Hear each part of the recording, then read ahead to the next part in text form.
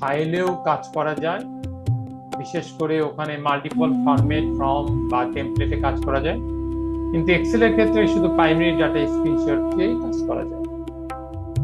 আর access এর ক্ষেত্রে এটা লার্জ ডাটা স্টোরেজ ক্যাপাসিটি, অর্থাৎ এটা অনেক sorting, storing, manipulation, data discrepancy বা ডেটা ভ্যালিডেশন বা high volume data, lakh lakh কোটি ডাটা এটাকে স্টোর করে রাখতে পারে।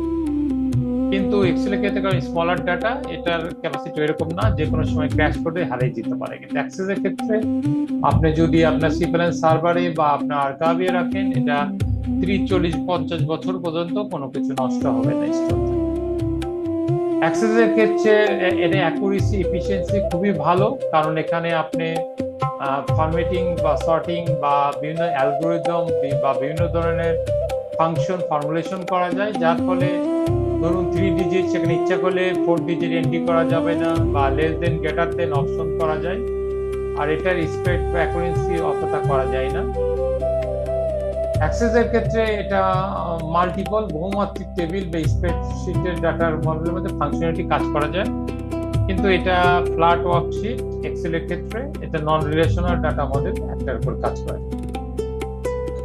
অ্যাক্সেসের ক্ষেত্রে আপনি বড় ধরনের যে লার্জ স্কেল প্রজেক্ট বা লং টার্ম সলিউশনের ক্ষেত্রে, রিসার্চ স্টাডির ক্ষেত্রে এটা খুবই গুরুত্বপূর্ণ। এক্সেলের ক্ষেত্রেও এটা best suited, but small project বা শর্ট টার্ম সলিউশনের ক্ষেত্রে এটা প্রয়োগ করা যায়। আমরা মাইক্রোসফট অ্যাক্সেসের যদি কম্পোনেন্ট গুলো দেখি, আমরা দেখতে পাবো সেখানে বিভিন্ন রিবন বা বিভিন্ন হোম ট্যাবে রয়েছে। Table, access store data in table using row column format রয়েছে। Create on database, include all data in on project রাখা যায়। Database known as a third category. Relational database, user can place project data in just on database, আপনি replace করা যায় বা others আরো file খোলা যায়।